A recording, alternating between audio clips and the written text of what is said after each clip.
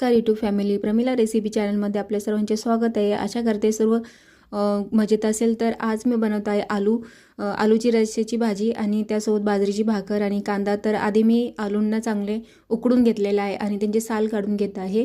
सर्वांचे साल काढून नंतर मी तव्यावरती एक कांदा भाजून घेत आहे।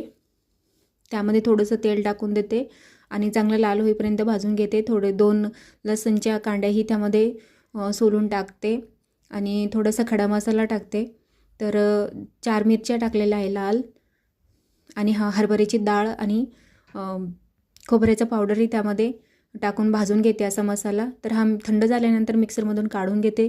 तर कढईमध्ये तेल टाकून देते। तेल टाकल्यानंतर त्यामध्ये लाल कांदा मसाला आहे, लाल तिखट आहे, हळद आहे आणि त्यानंतर हा मिक्सरमधून काढलेला मसाला टाकून देते।